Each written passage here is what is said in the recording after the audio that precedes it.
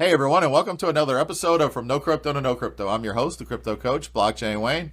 Today we're joined by JRP with Revv. JRP, man, thanks for joining us today.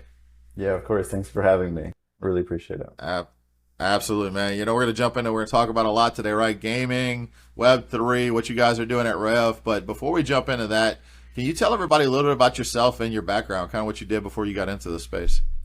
Yeah, for sure. So it's kind of funny. My career started in Web3 gaming. When I was a junior in college, I started up my own Axie Infinity Guild and just kind of was fascinated with the economic benefits that were kind of had without the entire ecosystem and in general what it was doing for gaming. It was just bringing in so many players at one time, and I wanted to just kind of pursue that and see if there was more into the realm of what it meant to be a guild almost. And so for my senior project, I decided having to ask my senior professor, like, hey, do you mind if I can do a senior project based off of this guild model, possibly helping advise a potential startup in space, in which I was able to do. We ended up raising $750,000. We ended up deploying a lot of that into Axie Infinity, a couple of other of the up and coming games at the times, and then ultimately decided to kind of launch the guild.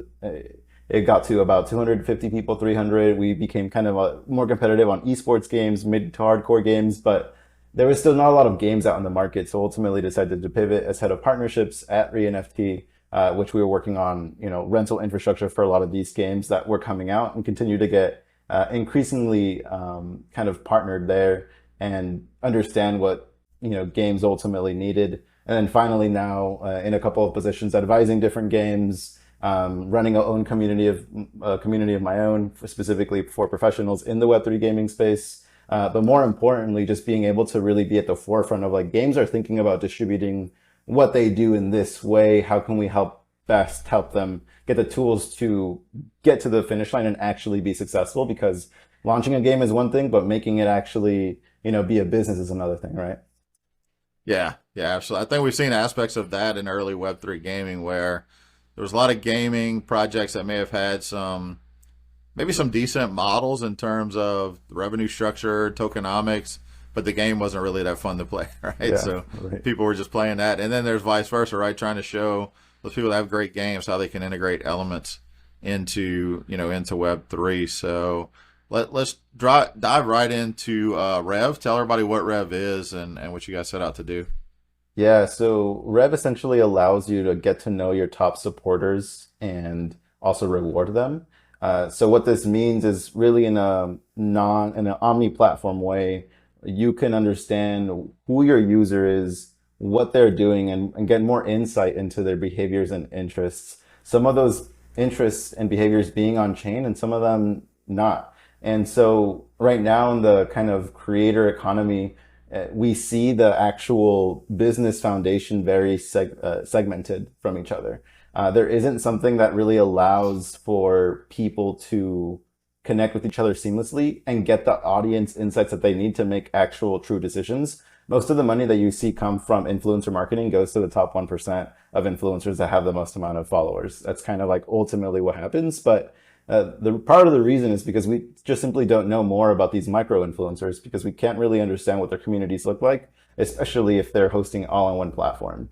And so Rev ultimately utilizes a badging system to help get more of these networks connected, and also on the back end helps creators understand their audience more, reward their audience with specific giveaways or other features that we have, and then more importantly, just simply be able to connect with brands that have the same interests as them. And again, it all falls back into Web3 gaming today, since we see a huge rise in Web3 gaming creator programs where they're wanting to onboard, KOLs to ultimately help them market the game. And it's a great idea, but it's ultimately like every single game has to have a program. And so it's really shows this nature of Web3 on the community standpoint of like how important community is for Web3 games and, in my opinion, future gaming. And then also just kind of like what's happening in the background of having all of this on-chain data, but not really knowing how we can attribute what is going into a specific user. And that's ultimately what Rev is. There's so much more that I can dive into, but it really ultimately lands on a case by case basis. Gotcha. And so I think you touched on it briefly there too. Like you guys have a portal like creators can join and brands can join. Is that correct? Correct. Yep. So So if I'm someone maybe that is looking to get into Web3 gaming or already create content on Twitch or another platform, I can just go directly to Rev and sign up and start basically exploring that whole ecosystem, right? Exactly. And like I mentioned, our entire kind of platform is revolved around, but not necessarily is always revolved around this, but our badging system.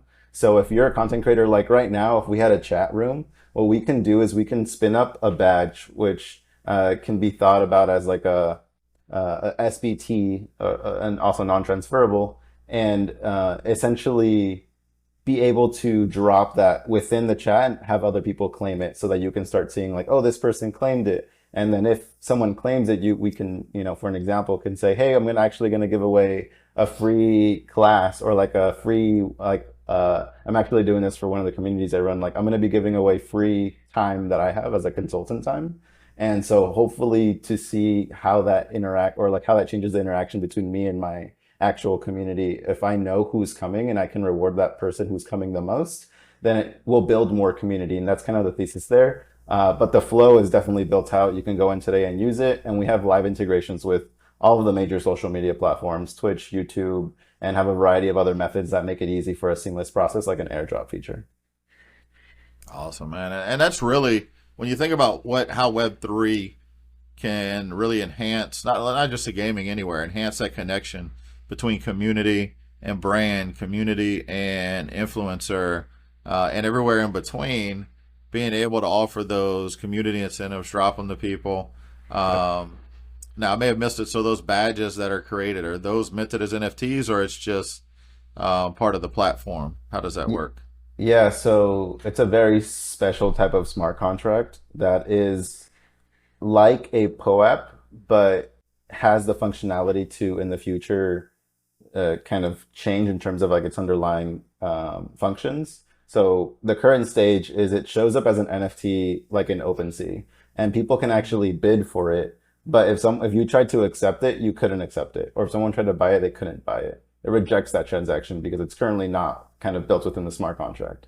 I'm also not Yeah. the dev, but this is my understanding of how it's currently built, but makes it so that it's super powerful because in the future, what if you can actually make those be transferable? You ultimately can create some sort of value for your community because the fact that they are able to move assets around. And so we're not closing that, but that's not currently how the platform is built.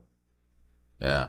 And even not so, whether they can transfer it or not, I think that that's really cool because what you can also do is that, and this is what I try to explain to people about Web3. So anybody, you can see what NFTs a certain wallet may have. So you can see who has, you can take that contract address of one of those badges and see, okay, who holds this?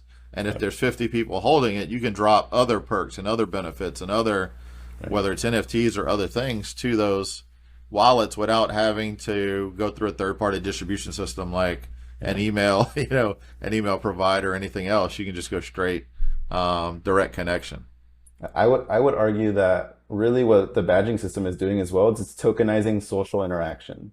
And for nobody out there in like the current kind of technological world that we have is going to store data for free.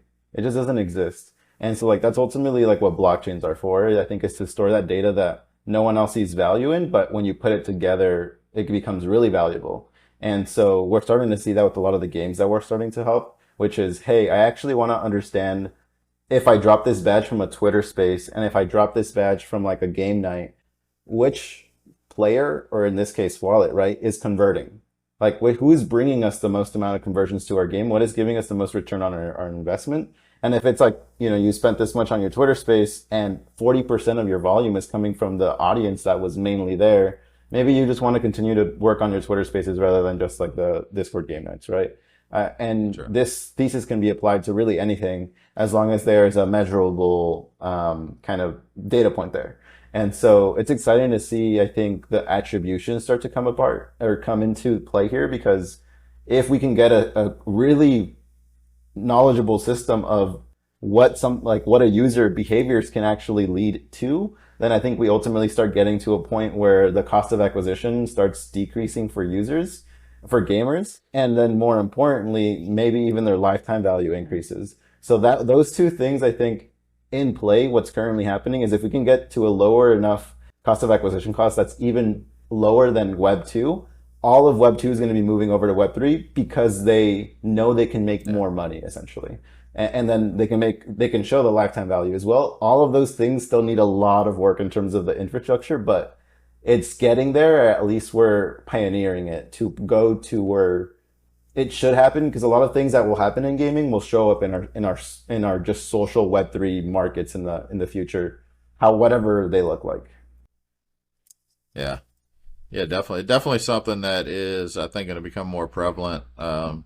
People that have looked at early Web3, I mean, you said you were there, like with Axie. I just actually interviewed someone. We just posted a podcast recently from someone that was, pretty big with Axie prior to his own platform. So And those early iterations, a lot of people have seen. There's been a lot of games come and go, but there's so much in development, so much that's coming out that I think the need for what you guys are doing is going to be just as important as I think this next wave of Web3 gaming is going to be games that are fun to play, yeah, right? Not just I'm going to go in, I'm going to click, I'm going to farm, I'm going to do whatever just to earn. And I think what Axie did successfully is they were able to build community. yep. And it seems like what you guys are doing is just building the next level of connection. Now, one of the things I remember when I was looking at the website was insights and analytics. How do those work for the user when they're in Rev? So as the creator, for people that are minting your badges, essentially, and again, you don't have to be like a Web3 creator. It can be anybody, but the most amount of utility right now does definitely go to like Web3 centric analytics. Um, Gotcha. we will be moving a lot kind of away from that as well in the future, but you are able to understand like the total net worth in a wallet. You can understand the top NFTs, where those wallets hold, how many of them, and then also top smart contracts that they're interacting with, top blockchains they're interacting with, and on-chain activity of that wallet. So for you to understand, like, hey, if you do some sort of game night with someone and say, hey, the people in my community are actually really, really active on chain, and I can actually show you this, you can start to understand a little bit more about the value that you're providing to those individuals. And obviously, we help take that a step further, but it's a slow process because these are very new mechanics, and helping people set up the rails to get to that point has been great, interesting, and just kind of new, right? It's never really been done before. And there's new types of communities that also arise that have so much influence in the space. So it's going to be really interesting to see, what we find out. And we're already kind of working with some really great games and some really great partners to help us, really get the research out of, what are we finding? Awesome. Any of those games you can mention? I know sometimes it's not really disclosed yet, but any games that people We're may be aware of? so definitely I can't say what I can say is that we're working with Yeah. games that are currently hosting like in real life events that are a big part of what they do. And so our hope is that at this in real life event, they're also going to be streaming like these essentially extension packs that they have. And so we're going to help them understand who are the people that are actually. Oh, can you hear me? Yeah. Cool. It just something popped up. Um, who we're going to help them understand a little bit more about the people that are actually there watching, and as they start going to different in real life events, also help them understand from those who watch who actually went to go see you in person, and through that create giveaway systems that can help retain that user much more and help them become a hardcore fan of that game. And so hopefully we can kind of announce that soon. But honestly, for us, at the end of the day, it's really about being able to create systems that hopefully help them get to a next spot. And partnering, really is just kind of more of an announcement where things are happening in the background that we're really excited about, right? Yeah. Awesome. So outside of games, man, from the brand side, or is it you're not just looking for gaming brands to join to get involved in Rev? What are you looking for in terms of brands? It's a great question. I mean, so our brand side usually caters to a lot more of like a marketing agency, because we can help them understand what their creators are doing, and then also really quickly write up a report of how their campaign went and send it over to who paid them. That those tools actually don't really exist anywhere, because I think that the influencer game is still very kind of strong in Web3, and elsewhere it's kind of a little bit more scattered. And so there's going to be, I already forgot the question that you asked. As far as brands, like what are you Right. looking for in brands? Yeah. Yeah, so again, marketing agencies, we're looking at a lot of like advanced analytics tools that really help these brands kind of get to the next place. And I'm hesitant to say that we can onboard other brands outside of Web3 gaming right now because the brands that would want to come onto Rev would want to get access to the creators that are currently using Rev, which are a lot of Web3 gaming focus. But if you think about it in a way of, hey, an NFT project wanting to sell my NFT to others that hold similar NFTs to me, who are the creators that have communities that hold these other NFTs that I was mentioning that can possibly have a better overlap? Like, we'll start really slow and niche into this, but really quickly grow into ideally outside metrics as well as like what is the demographic of these users, and all of that will be opt-in from the fans, but it will give an insight to both the creators and the brands on again who exactly their community is. Awesome. Awesome. So, but it sounds like, I mean, there's definitely future potential for any of these other like non Web3 brands. I think what we're going to start to see is a lot of, well, I guess you would call it cross pollination, right? A lot of traditional Web2 brands start to seep into Web3. That's been a big passion of mine. I'm sure you guys probably keep up with it too. Just all the somewhat larger traditional brands in the Web2 space that are starting to test out different Web3 strategies, community building. Um, I, Starbucks and Nike, right? Those two exactly. just released some of the results from their past tests. I was about to mention like Nike just said about a couple of days ago that they were going to use their shoes into the Fortnite um, world. The shoes that like I think are their NFTs. So just even seeing that right there, right, I think Yeah, is a very initial step, and I do think that we'll see a lot of that actually in gaming first, and then ideally that moves around and into other areas. The sandbox is a great example of how gaming kind of was able to bring in brands, and obviously I like I said, I think with IP being a really strong and important thing in gaming, it's going to come again.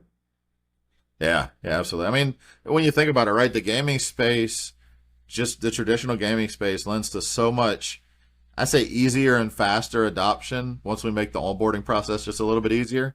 Yeah. Because gamers are used to the concept of earning badges, getting points, buying different assets, and whether it's weapons, shields, skins, whatever. That whole concept is known, um, and really just Web3 is just an enhancement of that. Adding Yeah. ownership, adding connection, adding easier ways to build community. So it's great to see what you guys are doing because having those tools. I mean, there's so many people. There's so many, I think, hidden gems out there of content creators that are putting out amazing content, and maybe just because the tools that they're using today are not enough to get them really the audience they deserve. Yeah, no, it's so true. And then more importantly, just like helps them again understand their audience from a very like basic level. We actually had a whole bunch of KOLs tweet out like I really need a tool that can be essentially like my top supporter CRM. And that's really how we think about Rev and want to push towards that. Because I think there really isn't a tool like this in any other kind of industry, to be honest. And the creator industry, for one, is really big, but also needs innovation as well. Um, so super excited for it. Obviously, super excited for like Web3 gaming as well. And to your point, the brands coming in will be a great kind of positive sentiment, I think, to the space because we still have a long ways to go. That's for sure. Yeah, absolutely, absolutely. I mean, I'm sure you've probably seen the same thing. Like I mentioned it earlier, right? The onboarding process to Yeah. Web3 has got to get a little bit easier. When that user comes in, if they have to create a MetaMask and write down a seed phrase somewhere, you lose a lot of people, right? Yeah. Um, I actually versus, was going to I'm sorry, mention go ahead. I actually think that the onboarding flow has been solved. I just think that there isn't enough development. Like we don't have we still need more development time for these games because a lot of them don't have the virality that I think they want to have. Right. But I agree, there's definitely a lot of games out there that still use outdated methods, which is not going to allow them to get new users. But a lot of the newer games that are coming out have it seamlessly kind of plugged in. It's just They need time to grow, they need marketing, and ideally they need investing. And a lot of people have been focused or investment, and a lot of people have been focused on that over the bear. Yeah, yeah, absolutely. I think virality will help because some of the less build intensive games that if you can have some of those go viral, that could bring a lot of attention. But let's face it, I mean, people don't realize some of these larger, more labor intensive games, they typically take years to build out, Yeah. right? So they could have started building this great game in 2019, 2020, and it could be 2025 before we Yeah. even see anything about it, just because it takes so long. Yeah. So yeah, Think about GTA 5. I mean, like, yeah, or GTA 6. Like, yeah, everybody right, has been waiting for it, but it's not out yet. And it's because of how complex it is, which makes it a more immersive experience, right? And a lot of the gaming industry for the last 2 years, I think, has had like a negative sentiment in terms of the gamers. Like, the gamers feel like they don't really have any power. And I think it's part of the thing of like what GameStop was looking to change, or at least a narrative it wanted to kind of continue to have. Ultimately, they didn't end up staying in the space, and I think that that's for a variety of different reasons. But I think it's going to be very similar to when we moved from, essentially pay to own, and you had a console, to then free to play with mobile. A lot of those, big developers didn't really win the actual market because they just weren't as agile and as kind of knowledgeable in this space. Then same thing here with free to play or mobile and also consoles to Web3 games. A lot of the Web3 gaming mentality almost has to come from someone that's native, that can hmm be expressed in a way that can be understood by everybody, and obviously presented and marketed in that way. We can't be using like a lot of terminology like, hey, go get your NFT. Like, we've right, realized that it's not super yeah. helpful, but it might be in the future. Who knows? Yeah, no, I mean, I think you're right. I mean, NFTs have so much potential, but they've also gotten negative connotations from what most people have seen with NFTs, right? So, Yeah. kind of like earlier when we touched on, you were going more about Nike.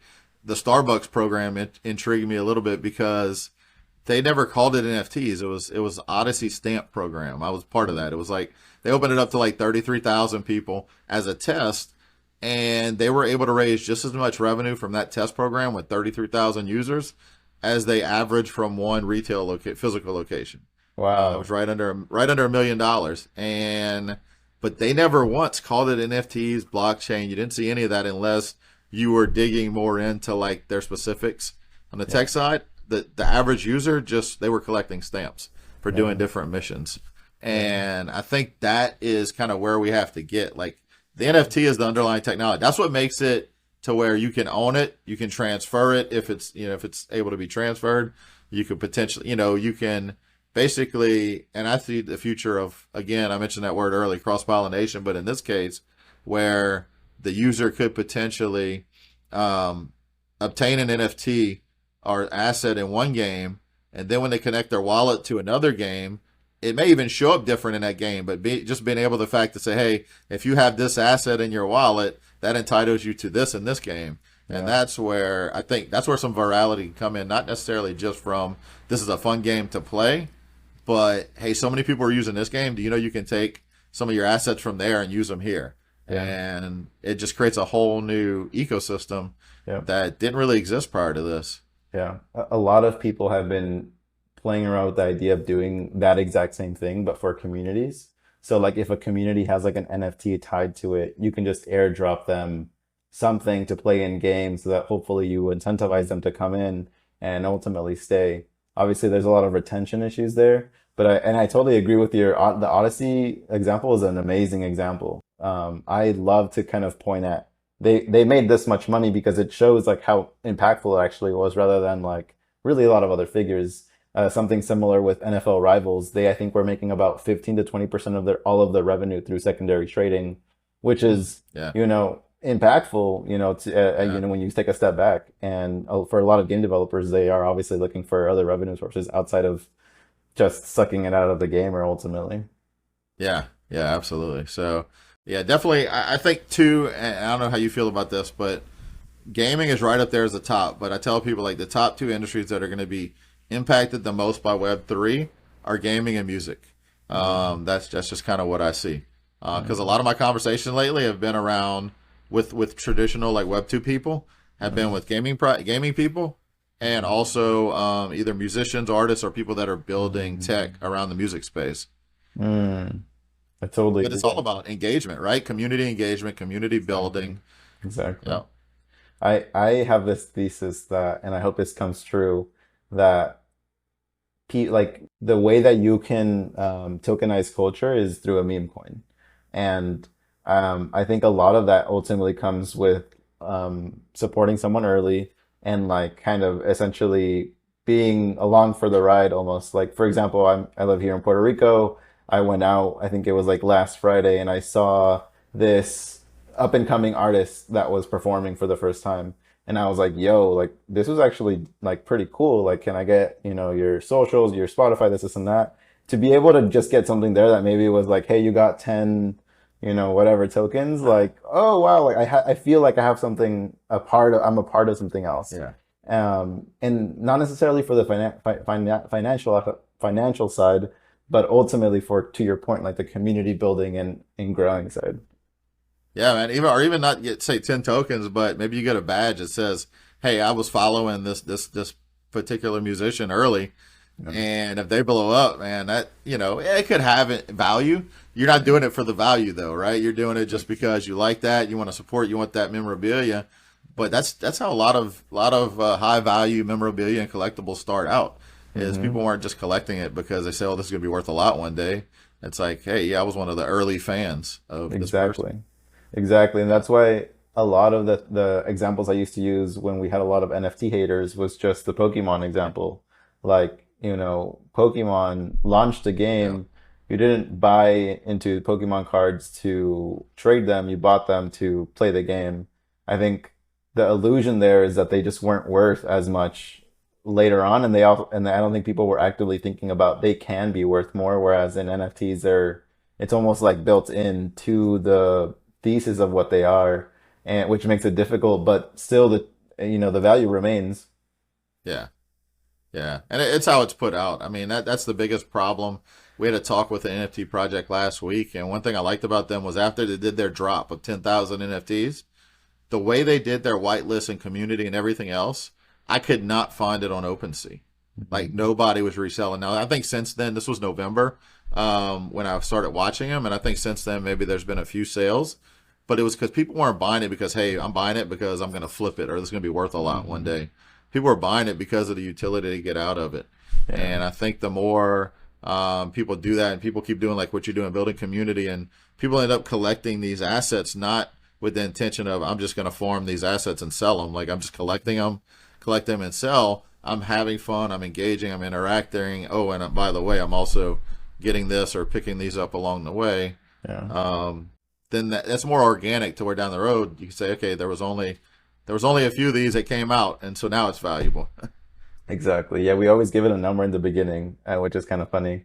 But usually in the past, like they minted more Pokemon cards because there was demand. They wouldn't mint anymore if they weren't making any money, right? And so it just grows with the user base that's there. And I think even going back to your point earlier, like imagine if you can say like this creator has a group that has these badges, and so this group can now go into a specific game and get a creator skin, where it's like a face of their creator on their gun or their card. Like that interoperability can happen because you're a part of a group already, because we actually store that data, whereas in other places like in Web 2, don't store that data. Awesome.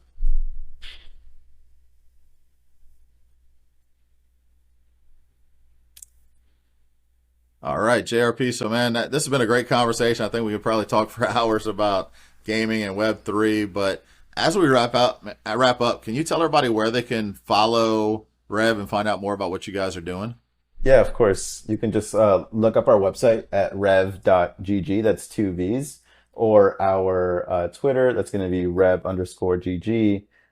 We're working a lot right now behind the scenes with a few key partners to help us build out the program to get it to where I think we really, really want it to be. It's open for everybody to use. The technology is live. You can ultimately start learning about your community today, which is exciting. And I'm really looking forward to the next couple of months here. I think that as the Web3 gaming space is going to grow, we're going to see a lot more of a need for these toolings and in general for marketing in the space, which is great because a lot of the space currently is, marketing focused, and excited to see how that ramps up and in general how we can build more sustainable business kind of practices, because I don't think that we have been able to do that in the past, but I know that if we want to have a sustainable business and an industry, we're going to have to start doing that today.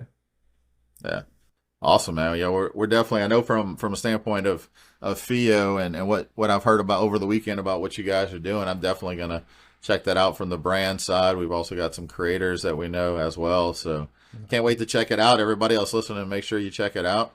So JRP, man, as we wrap up, one any final thoughts for the team or for those listening before we hop off this call? Yeah, I think the last thing I would say is make sure not to underestimate Web3 gaming. I think even today, after I, have been in the space for so long, I just kind of look back to gaming as a market, and it's so huge. It's bigger than music and I think other entertainment pieces together. And the kind of blockchain entering into the space, I think, is a very big thing and is going to set up a lot of dominoes for the future. And so if you're listening, I would highly encourage you to at least, start learning a little bit more about the technologies being used within these Web3 games, because they are going to affect so much more of the entire space moving forward in the future. Yeah. Well said. Well said. All right, everyone. Well, thanks again for listening. JRP, man, thanks for coming on. It's been a pleasure. And we will catch everybody on the next episode. Take care, everybody. Later, one.